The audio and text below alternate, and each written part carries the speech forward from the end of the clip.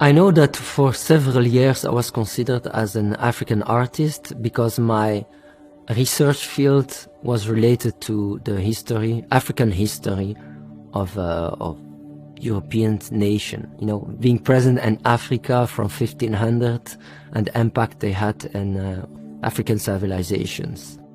So I felt that I was labeled as an African artist, good for exhibition about Africa, but not as an artist to reflect on a critical reflection on history of Western societies, imperialism and so on. So I think I missed some opportunities because I was miscategorized, misunderstood.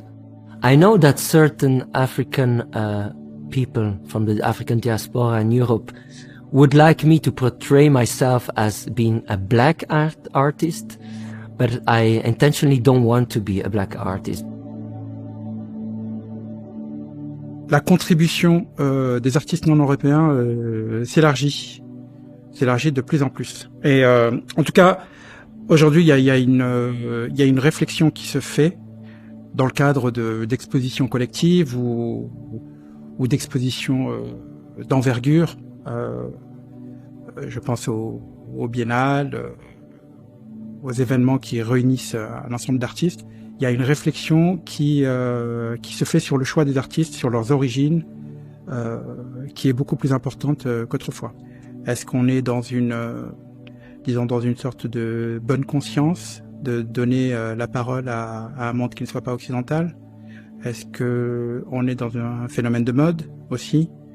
Ou est-ce qu'on est vraiment dans une recherche, disons, d'enrichissement de l'art, c'est-à-dire ouverture de l'art sur d'autres disciplines, sur d'autres manières de penser, sur d'autres esthétiques qui bouleverseraient aussi notre appréhension de l'art? Il y a une histoire de frontières qui est assez intéressante, un peu comme disait Michel Foucault. C'est-à-dire que si une œuvre d'art, on oublie l'afro-européen, alors la question, c'est de savoir comment appréhender cette production artistique, quelle qu'elle soit. Et là, on est face à une véritable ouverture et à un ensemble de possibilités qui s'offrent à nous. En gros, de manière générale, c'est un peu comme une sorte d'ouverture, une liberté dans les formes, dans l'interprétation et dans la manière de le montrer.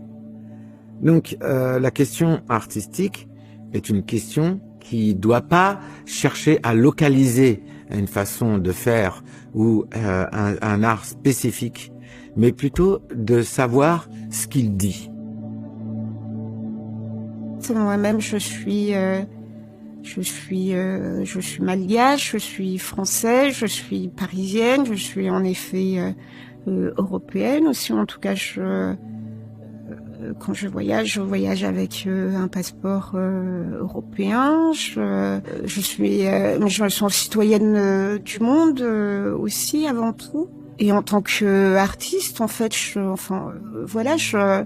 suis une artiste qui parle avec ses multiples identités. À savoir que peut-on échapper à la désignation identitaire? Il y a une époque, on parlait par exemple d'art chinois, d'art européen ou d'art américain. Qu'est-ce que ça veut dire? Ça veut dire un art qu'il y aurait une spécificité d'un art américain. Plusieurs critiques, que ce soit en photographie, que ce soit en peinture, en cinéma, à chaque fois qu'on a cherché ça, à chaque fois on s'est cassé les dents. On a échoué en quelque sorte. Et pas se dire afro, hop, ça délimite un territoire. Ce qui se passe aujourd'hui, c'est, oui, dans l'art contemporain, ça on le sait très bien depuis même quand on parle de l'exposition Magicien des Terres qui était en 1989 à Beaubourg, les artistes africains étaient là comme de la friche à cet art européen qui stagnait, à cet art occidental qui stagnait. Donc je crois que le propos n'a pas toujours changé. Donc pour moi c'est toujours important d'arriver à remettre tout le monde ensemble, puisque maintenant on a une vision générale, on a une vision globale des choses. Ça sert à rien de créer encore des séparations. Le fait de les mettre tous ensemble, je crois, on crée, on se nourrit tous. Ça a toujours été comme ça. Même quand on voit Picasso, pour créer l'art moderne, il s'est nourri des arts d'ailleurs. l'art africain et tout le reste. Moi, j'ai toujours dit, si vous voulez comprendre vraiment comment la politique fonctionne en Europe, regardez seulement la politique en Afrique. C'est la vraie caricature. Et c'est la même chose avec l'art contemporain. Des jeunes Africains qui n'ont pas étudié, ils font la caricature de l'art contemporain occidental. Donc, du coup, on a tous besoin des uns et des autres.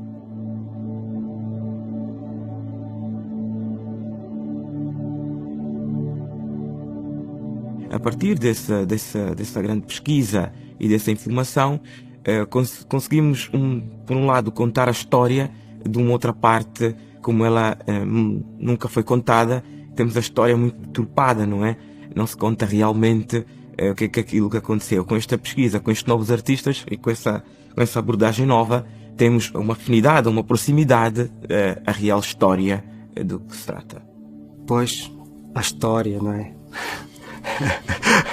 Nós temos aquela coisa que aprendemos a respeitar, que é a história, até que chega um dia que é preciso desmitificá-la, não é? Tipo, porque a história é um género de a criação de uma linearidade que atravessa milhões de eventos, mas depois há uma decisão de um determinado regime, de determinados grupos reduzidos de pessoas, de uma determinada sociedade, que criam uma linha, uma cronologia onde existem eventos que ficam, muito poucos eventos que ficam e outros muitos tantos que têm que ficar fora da história. E então estes artistas que são afrodescendentes, a importância que eles têm hoje é fulcral no redesenhar, para não dizer reescrever, não é? Porque reescrever implica escrever novamente, mas redesenhar implica qualquer coisa que é mais plástico, que é mais, talvez mais alinhado até com as culturas orais, não é? Porque às vezes as coisas estão mais nas histórias do que na história com H capital. E estes artistas o que vêm fazer é trazer outros tipos de narrativas, não é? Alternativas às narrativas oficiais que perduram e, não é?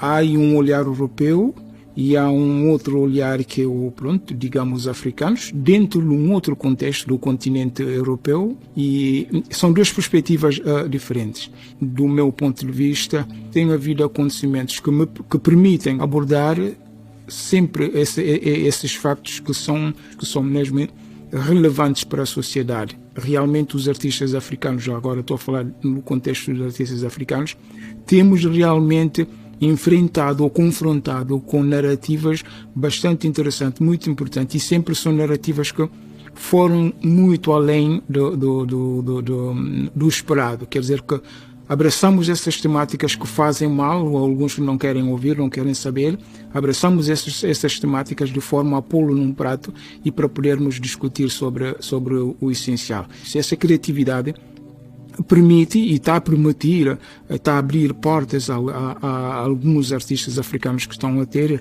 essa oportunidade de exprimirem dentro de um palco europeu. I'm looking for spaces of correlations, which are spaces of similarities between European and African cultural traditions. Through research, I realized that on both continents, and I think it's a universal thing, that human beings tend to look for similar strategies to solve their problems, to establish a culture, to establish a civilization, to react to oppression, to react to all kinds of conflicts and tension around them. And it's fantastic when you find these similarities and concepts through academical research and just by artistical research, and to bring them together and just to point out how similar these experiences are of human life between Europeans and Africans. J'aime dire que déjà, d'une part, que l'art se mêle de tout. Ça le transporte au-delà de toutes sortes de frontières, ce qui permet de dire, dans le même temps, que l'art n'a pas de frontières. Donc, la question, c'est pourquoi rappeler, en fait, une territorialité, une forme de géographie dans un apport d'un art par rapport à un autre territoire. Ça voudrait dire qu'on n'est pas sorti de l'identité. Ça veut dire qu'on n'est pas sorti de l'identification dans notre manière d'appréhender et d'approcher ou d'aborder, de regarder, de qualifier l'art. L'art échappe à tout le monde. C'est en ça qu'il se mêle de tout. S'il se mêle de tout, à ce moment-là, il échappe à tout moment. J'ai l'impression que le paradigme, il est en train de changer, justement. Et ça vient pas nécessairement de l'art. Je pense que il y a des bouleversements sociétaux qui font que ça s'inscrit aussi dans le champ de l'art. Mais avant tout, toutes les polémiques qu'il y a pu y avoir, tous les scandales, tous les actes aussi qui sont engendrés face à la communauté noire, face à la communauté gay, face à l'encontre des femmes. Donc toutes ces problématiques, j'ai l'impression qu'elles sont prises à bras le corps par la société et que nécessairement l'art, étant aussi un miroir de ce qui se fait en ce moment dans le monde, prend le même parti pris. The world works in a circular way, so information and concepts circulate. People chew on it. It's like meat. You process it and you make certain cultural element your own, and you exchange and you reinterpret, you reconfigure elements. So I think it's hard to define. I wouldn't like to place any barriers anymore between artists, whatever nation they are from, because at the end the process of artistic reflection is generally quite similar.